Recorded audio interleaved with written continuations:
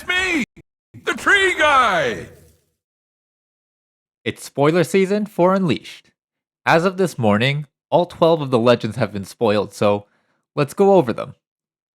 But before we talk about any of the new legends, I think we should talk about XP. XP is a new resource that only seems to be utilized in a few colors, but primarily in body. The new keyword Hunt gives you an XP when that unit conquers or holds. There are also cards like Damascus Diplomat, who gives XP when played, and Neela, who gives an XP when she moves. With that out of the way, let's start with the only returning legend, Master Yi. Master Yi Wuju Master is a calm and body legend, like his previous version, who utilizes XP. If Master Yi has 6 XP, all of his units get +1 might, and if he has 11 XP, all his units enter ready. Both of these effects seem pretty strong, so it all depends on how easily you can get XP. The first Master Yi champion is Master Yi Unstoppable. He's 12 energy and 3 power for a 12 power unit. His ability is that he gets cheaper the more XP you currently have. So at level 3, he costs 10 energy and 2 power. At level 6, he costs 8 energy and 1 power, while also getting +1 might from the legend. And at level 11, he costs just 6 energy for a 13 might ready unit. And if you make it all the way to level 16, he can't be chosen by enemy spells and abilities. The second Master Yi champion is Master Yi Tempered. He's a 4 might champion for 4 energy with Hunt 2. At level 6, he gets Deflect and Ganking. Hunt 2 seems like a really good way to get XP, so I feel like you would play Master Yi Tempered as your chosen champion and have Master Yi Unstoppable as a finisher. Master Yi's signature spell was also revealed, and to no one's surprise, it's Alpha Strike. Alpha Strike is 3 energy and 1 power for an action speed spell that makes you choose a friendly unit, who then deals damage equal to its might split however you want among enemies at battlefields. You get 1 XP for each enemy killed this way. This is very good against lots of little units like recruits, but I don't know how easy it's going to be to get lots of XP from this spell. Overall, I think it won't be too hard to get to 6 XP, but 11 XP is where Master Yi really becomes good. We'll have to see how hard it is to get to at least level 11 to know how good Master Yi will be in the future. Poppy, Keeper of the Hammer, is an order and body legend that also revolves around XP. Her ability gives you an XP when you hold, and you can exhaust her and pay 3 XP to draw a card. One of these abilities is bad, and it depends on how easy it is to get XP. It's either the card draw is bad because 3 XP is too expensive, or the XP on hold ability is bad because it's easy to generate at least 3 XP per turn to draw. So far, the only XP related card in order is Scrutinizing Sergeant, which gives you XP based on the number of units you have, so it seems like Poppy might want to play lots of small units. None of her champions have been revealed yet, but her signature spell is Keeper's Verdict, which is 2 energy and 2 power for an action speed spell that chooses an enemy unit at a battlefield, and the owner puts it either on the top or bottom of their deck. This is a stronger version of Rebuke because it either blanks a card draw or permanently removes the unit. It helps with holding, which I guess is what Poppy wants to do, but I'm not convinced she's going to be very strong. The final legend that uses XP is Kha'zix Voidreaver. Kha'zix is a Chaos and Body legend with 3 different abilities that all feel a bit familiar. His first ability gives him an XP every time he wins a combat. The obvious comparison here is with Draven, who, instead of XP, gets to draw each time he wins a combat.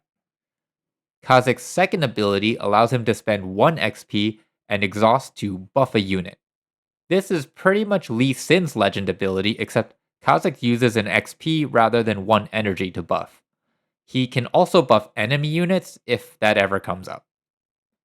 His final ability lets him spend 2 XP and exhaust to move an exhausted friendly unit at a battlefield to its base.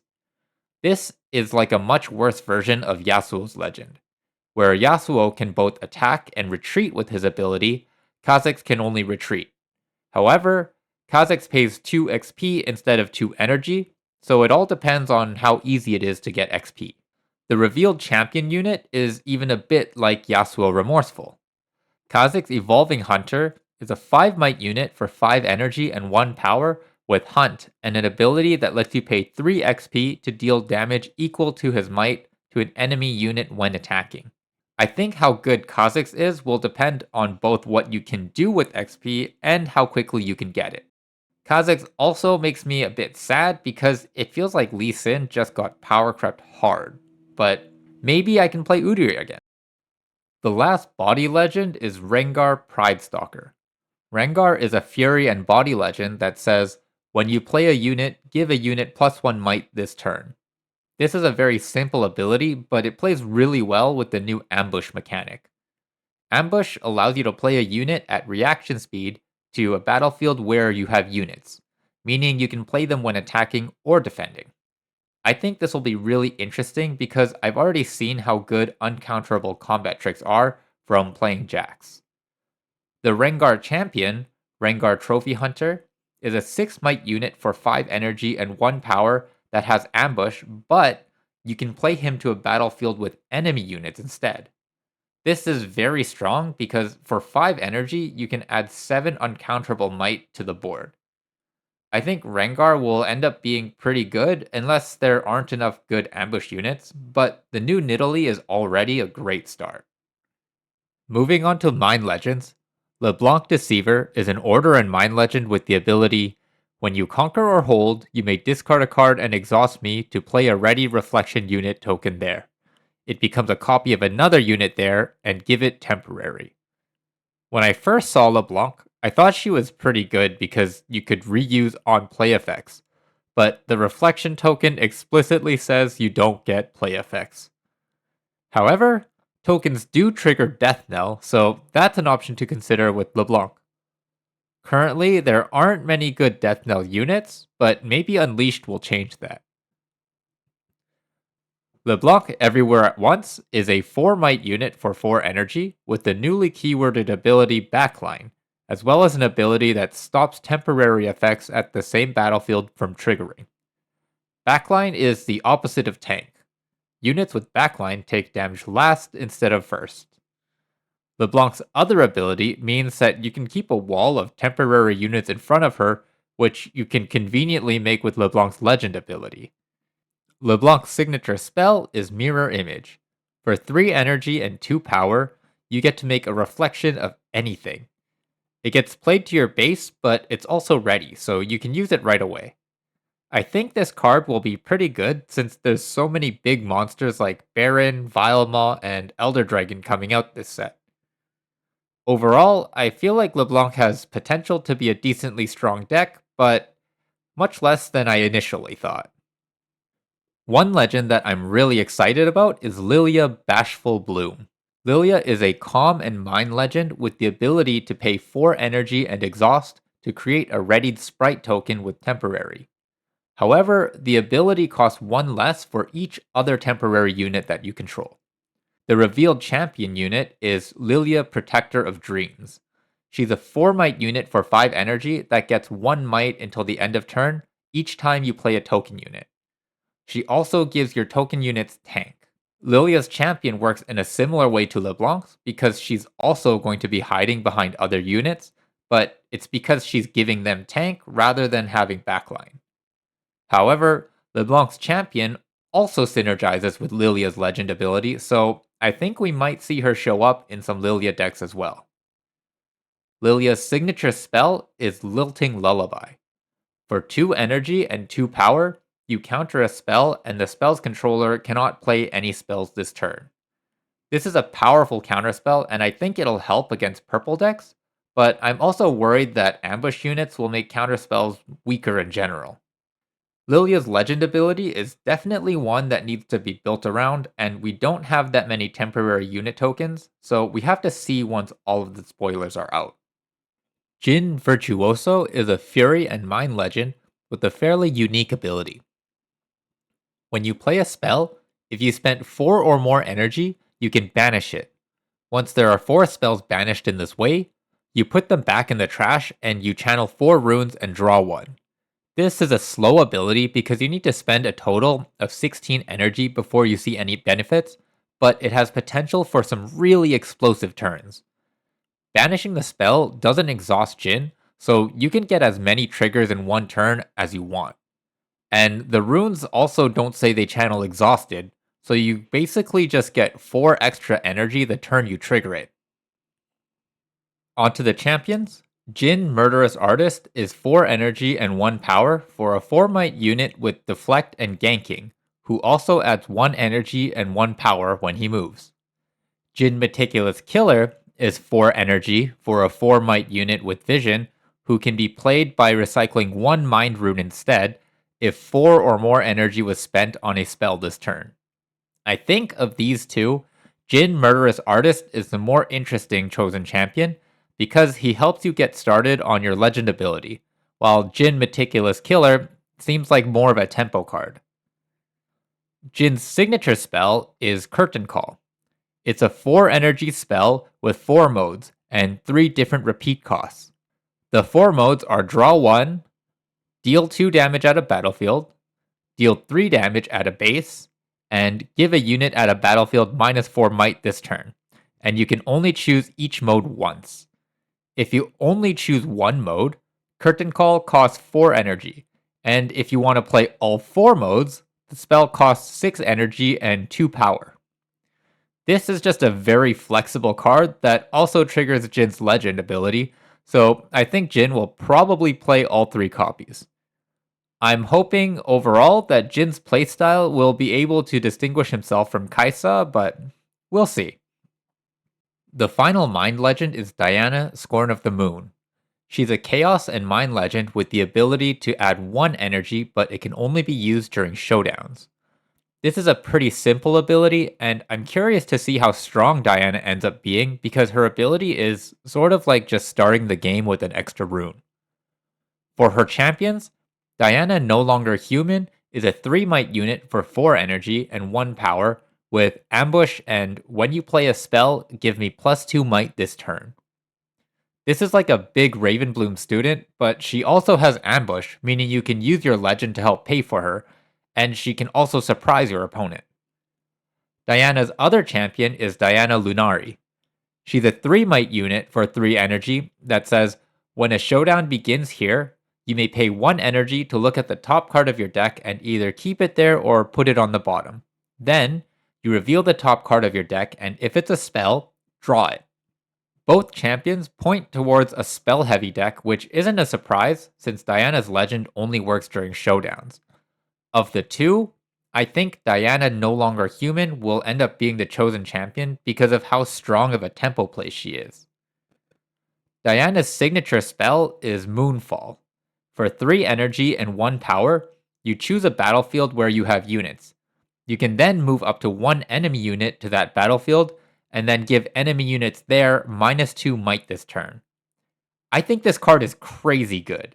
It's like Charm and Thousand-Tailed Watcher put together. It's very competitively costed considering the power of those effects. I think Diana will end up being a pretty good deck because of how open-ended her legend ability is, letting you play just the best cards in her colors. Vi Piltover Enforcer is a Fury and Order legend that says, when you conquer, if you assign 3 or more excess damage, you may exhaust me to ready a unit. Unfortunately, I don't have high hopes for this one because of how restrictive the ability is.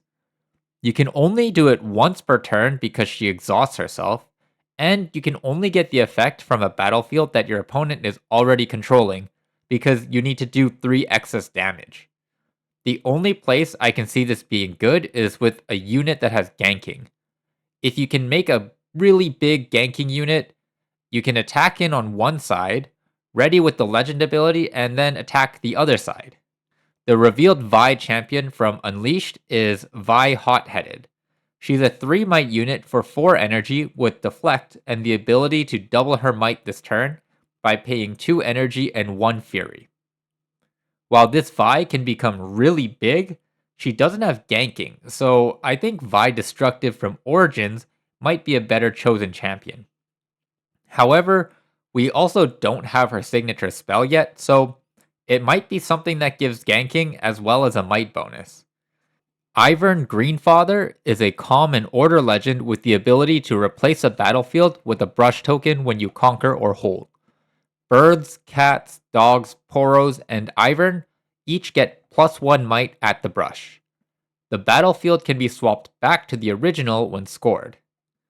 I like the idea of a legend who disrupts the opponent's battlefield, especially since you can choose to play a battlefield with negative effects to incentivize the opponent to fight over the brush. Ivern is also a weird tribal deck, where you can play a variety of different critters. Ivern's first champion unit is Ivern Nurturer. He's a 4 might unit for 5 energy and 1 power, with the ability, when you play me or when I hold, look at the top 3 cards of your deck, and you can reveal a unit from among them and put it into your hand. If the unit is a bird, cat, dog, or poro, buff a friendly unit. This plays into the tribal synergy to draw cards and make your units a bit stronger. I think this will be the chosen champion for tribal decks that are focusing on just 1 or 2 of the types.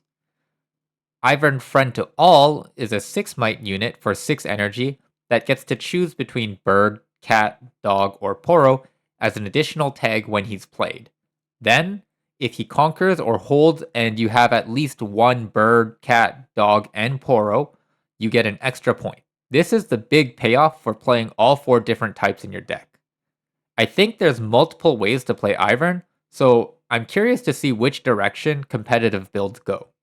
Vex Gloomist is a common chaos legend with the ability, when you or an ally hold, exhaust me to draw a card. It's not the most unique ability ever, but it might still be powerful. I imagine sitting on a grove of the God Willows will be a ton of card advantage.